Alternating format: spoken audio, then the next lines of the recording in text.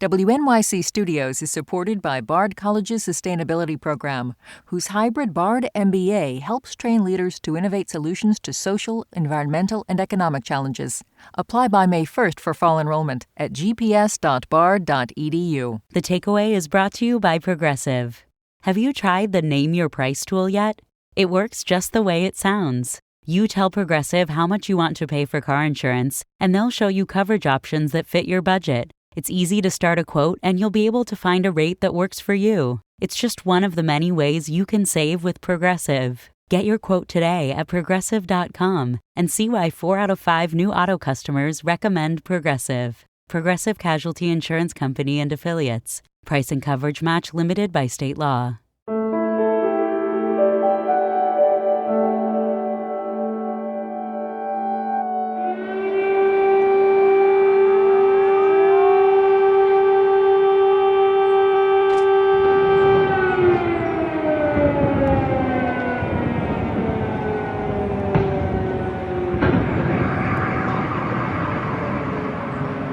Welcome to The Takeaway. I'm Melissa Harris Perry. Something unthinkable has happened. Russia has launched a full-scale attack against Ukraine. Сколько еще можно это терпеть? Россия сделала все для сохранения территориальной целостности Украины. At roughly 6 a.m. local time in Russia, President Vladimir Putin announced via television that Russia would be engaging in a, quote, special military engagement. Almost simultaneously, the United Nations condemned the action. Russia's attack on Ukraine is tantamount to an attack on the UN and every member state in the chamber tonight. The Security Council is charged with adjudicating threats to peace and security. Minutes later, explosions were heard in Kyiv and other cities in Ukraine. Ukrainian President Zelensky repeatedly took to the airwaves, becoming increasingly defiant throughout the deadly Ukrainian morning. He outlined a coalition of support that his nation desperately needs. Я поговорив з Байденом, Джонсоном, Шарлем Мішелем, Дудою, Наусєдою. Ми починаємо створення антипутінської коаліції. Let's begin with Yaroslav Trofimov, who is chief foreign affairs correspondent for the Wall Street Journal and is in Kyiv. We spoke with him on Thursday afternoon, Ukrainian time. Yaroslav, let me begin by just asking, how are you doing today?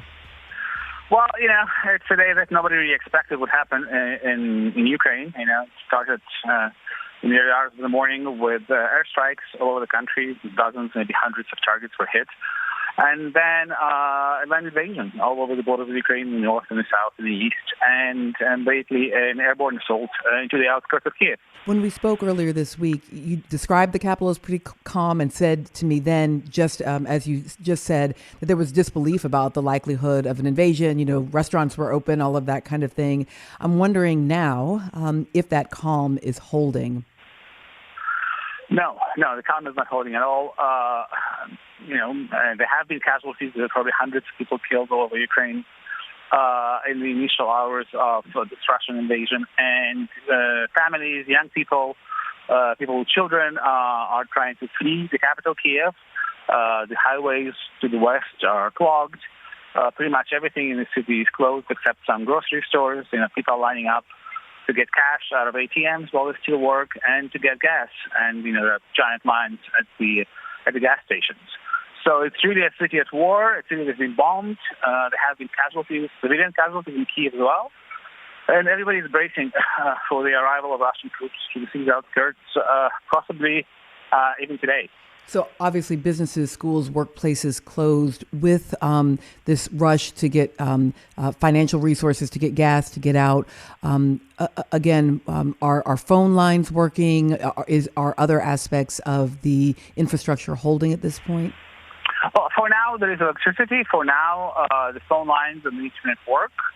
But nobody knows how long it will last. The Russian military has the capacity to shut it down if it wish to do so.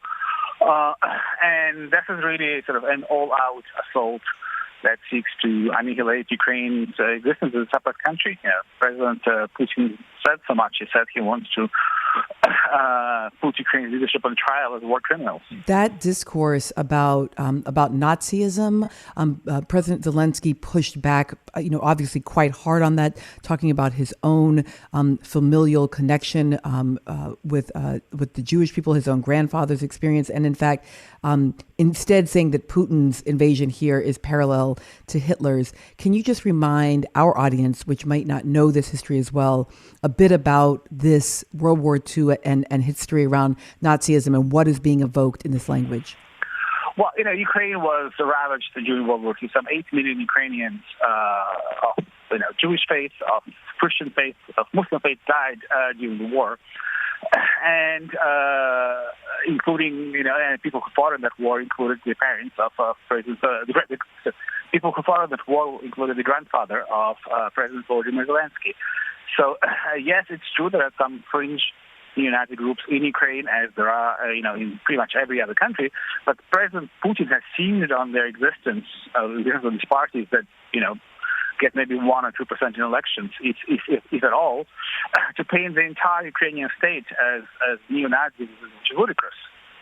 And at the same time, as President Zelensky pointed out, this naked war of aggression is really something that we haven't seen in Europe since late 1930s, where Hitler moved armies across Europe to wipe out nations like Poland. In fact, Zelensky attempted to directly address the Russian people.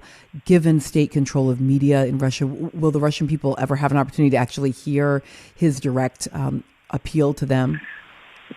Well, some Russian people will see it. Social media is not blocked in Russia, and that video is all over Facebook and Telegram. But many years of Russian propaganda depicting Ukrainians as beholden to the Nazis, as sort of, a hostile people that seeks to harm Russia, have really affected the mindset. And, this invasion, I think, before it began, was quite popular, according to polling from Russia. Can the Ukrainian military, if well backed by and armed by NATO, is this a military that can actually repel Russian forces, or is this just a dramatically lopsided military scenario?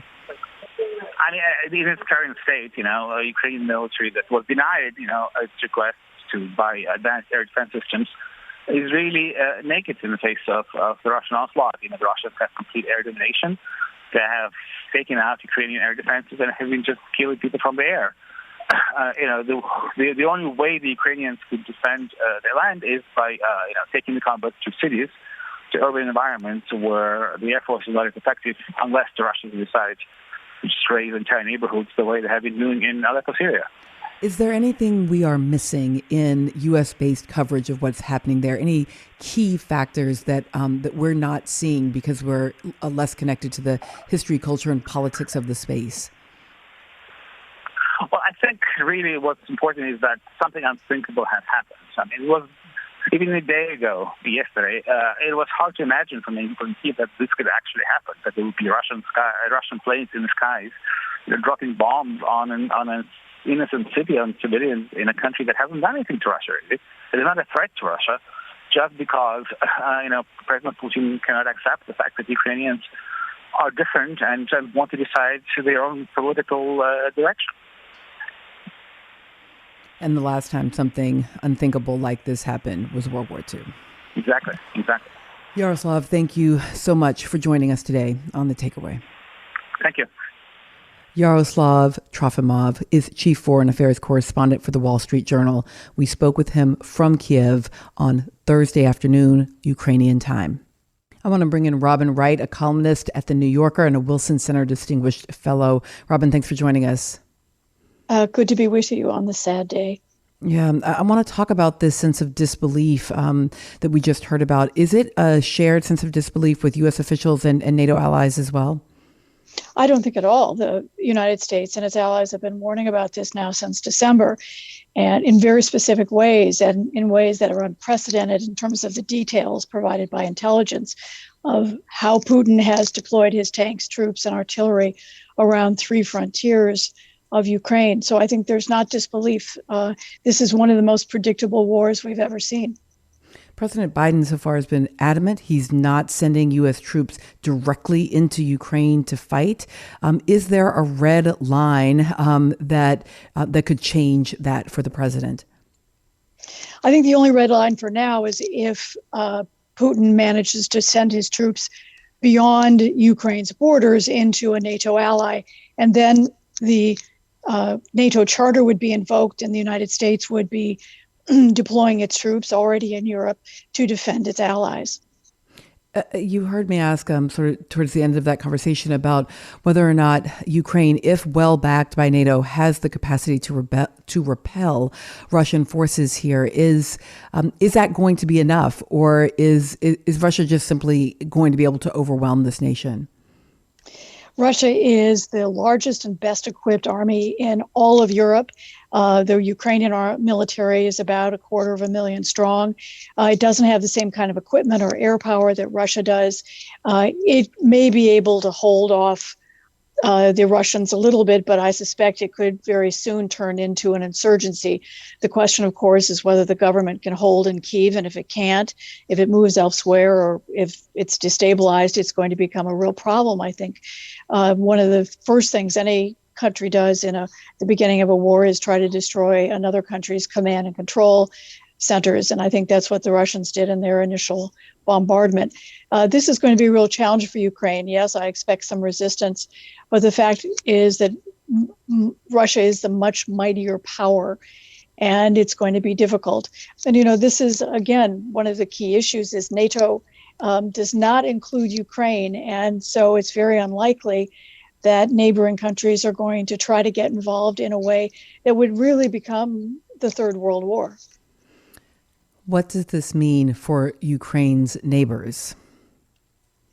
All of them are deeply sensitive and vulnerable to Russian aggression. No one knows whether Vladimir Putin will stop at Ukraine's borders or whether he will try to move on other former Soviet republics and allies.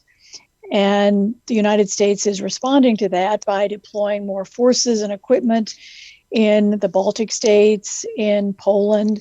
I suspect you'll see more activity in the next weeks. We're moving troops from further away countries such as Italy into countries that are closer to the Ukrainian or Russian borders. But this is not America's war, and I think that's the big challenge. It's not Europe. It is a European war, but it's not NATO's war. And so Ukraine has, at the moment, very few military allies to come to its aid as governments that are willing to deploy their armies, at least so far. Now, clearly, we are willing to deploy our sanctions. You recently spoke with William Taylor, who's a former U.S. ambassador to Ukraine, who said that whether or not these sanctions or any other measures work is really, quote, up to Putin. Do you expect that this move into a full-scale bloody war here means that Putin has made a decision that they are not going to be effective? Sanctions will not stop Putin. I don't think anything will stop Putin. He's delusional now. He really believes that the future of Russia depends on the future of Ukraine, that Ukraine has been part of Russia going back more than a millennium. And he quotes people like Oleg the Prophet. This is, not something that Putin is going to give up. He's had multiple opportunities to do that, multiple overtures by NATO, by Joe Biden, by Emmanuel Macron, the leader of France. Everyone has reached out to try to say, don't invade, we'll discuss issues of Russian security, and Putin seems unwilling to engage. It's truly unbelievable, and you have to wonder about Putin's stability, given that this is going to be a miscalculation for him long term. Short term, he's likely to make some military success. Long term, he becomes the world's number one pariah. Robin Wright is a columnist at The New Yorker and a Wilson Center Distinguished Fellow. Thank you for making the time for us today, Robin. Thank you. Okay, everyone, quick time out. We're back with more in just a moment. WNYC Studios is supported by BARD graduate programs in sustainability, offering degrees in sustainable business, climate policy, and environmental education with hybrid and on-campus options. BARD educates future business and nonprofit leaders to innovate solutions to critical social, environmental, and economic challenges to create a more just, sustainable future. Applications due May 1st for fall enrollment. gps.bard.edu. The Takeaway is supported by Audible. Listen to the Book of Baraka, an innovative and groundbreaking new Audible original co-authored by acclaimed writer Jelani Cobb, a staff writer at The New Yorker. Hear how Baraka, the mayor of Newark, New Jersey, grew from spoken word artist to school principal to successful politician, mixing prose and poetry, musical interludes, and powerful soliloquies. Ross vividly captures a tumultuous period of political and social struggle and ultimately boundless hope and renewal. Visit audible.com/The Book of Baraka. Listen now. Here's another podcast you may enjoy: This Day in Esoteric Political History, part of the Radiotopia Network from PRX. Look, we are living in what can feel like unprecedented times, which is why a lot of us are turning to history for clues or just a good story. 3 times a week, the This Day crew, that's me, Jody Avirgan, and historians Kelly Jackson and Nicole Hemmer, pick a moment, famous, forgotten, epic, and weird, and talk about what it all means. It's also short, and it's also fun. Listen to This Day in Esoteric Political History wherever you get your podcasts. We're back now with more coverage on Russia's unprovoked attack on Ukraine. Let's go now to Anton Troianovski, who is Moscow bureau chief for the New York Times. Anton, how's it going for you there in Moscow? Well, it's obviously a tremendously shocking day here in Moscow. People here didn't really believe that this could happen. A war with Ukraine was so unthinkable that even as American officials were warning of an upcoming invasion, people here were convinced it was not true, that it was Putin was bluffing, that the Americans were spreading propaganda. The fact that it has happened today, people are just stunned. I'm wondering, sort of with breaking through that possibility, if this shifts, particularly in Moscow, in Russia, for the Russian people, what they understand about what this situation is. Does it change how they read what they've been told? Certainly depends on, as with kind of everything in Russia, it depends on whether these people are people who get their information from television, which is controlled by the state, or from the internet, where you still have independent media. People who kind of buy into the Kremlin narrative on state TV are probably going to continue to buy into it. You know, this is being sold as not an invasion. It's being sold as a limited special military operation in eastern Ukraine to protect Russian speakers there who allegedly and falsely, the Kremlin is saying are coming under genocide by Ukrainian forces.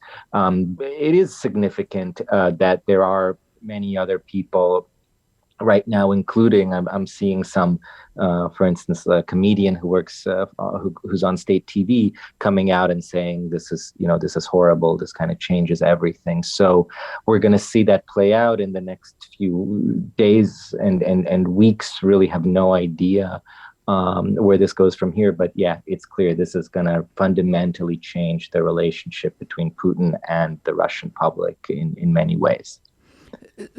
Indeed, Ukrainian President Zelensky made a direct appeal as this was beginning directly to the Russian people, and saying, I know you've been told that this will free us, but we are already free.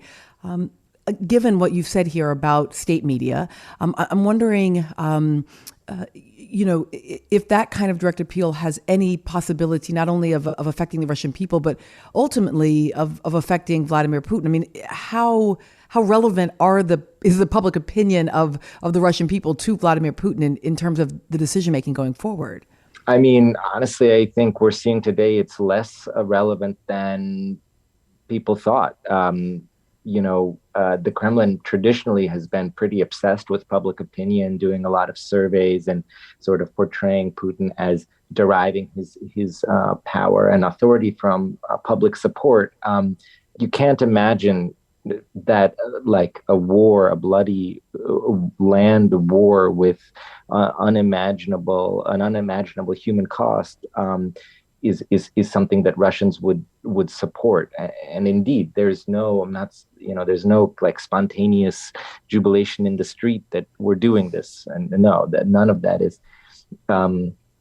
happening. Yeah. So help me understand what the incentive structure does look like here for Putin. I mean, I do understand that we are repeating that this is about his sort of desire to bring back this particular empire. But I still, I guess I'm enough of a rational choice theorist to believe that there's got to be some set of either economic or political international incentives that Putin sees as making this worth the risk, worth the bloodiness, worth even the risk of a decline of public opinion among his own people. I have to say, for the moment, that rationality is really hard to see because, he's made this all about resisting NATO, saying that NATO in Ukraine is an existential risk for Russia. Well, even if he somehow manages to, take over Ukraine and prevent it from ever being a NATO ally, demilitarize it, as he has said today, the rest of NATO is going to be even more united, even more kind of strong force posture near Russia's borders. So that just doesn't make sense. Obviously, this is taking a huge hit to the Russian economy, huge hit to Russia's standing in the world. So we're still kind of searching for that rational thing here. You're right. It's unclear. I am curious about what all of this may mean for Western journalists, for your own freedom to report, and if you expect this current situation to impact your freedom as a foreign journalist. It is widely expected that this war will lead to a further crackdown on dissent and independent media here inside Russia, but also all these crackdowns have been have had far more dire repercussions for Russian journalists than they have for foreign journalists. There's still a significant Western press corps here, whereas if you look at Russian independent publications, they have been massively under pressure over the last year. Several have been forced to shut down. Others have been forced to declare themselves foreign agents. Many Russian journalists have fled the country. So it's really the Russians here that are going to have the biggest impact. Anton Troianovski is Moscow bureau chief for the New York Times. Can't tell you how much I appreciate you joining us, and please try to stay as safe both for you and for your colleagues in Russia there as you can. Thanks very much, Melissa. If you have any questions on what's happening in Ukraine, or if you have family there, call us and share at 877-8MY-TAKE. That's 877-869-8253. Or send us a tweet at The Takeaway. Thanks so much for listening. I'm Melissa Harris-Perry, and this is The Takeaway.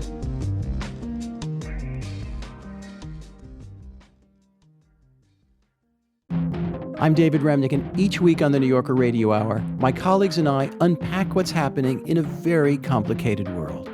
You'll hear from the New Yorker's award-winning reporters and thinkers, Jelani Cobb on race and justice, Jill Lepore on American history, Vincent Cunningham and Gia Tolentino on culture, Bill McKibben on climate change, and many more. So please never miss an episode. Listen to the New Yorker Radio Hour wherever you get your podcasts.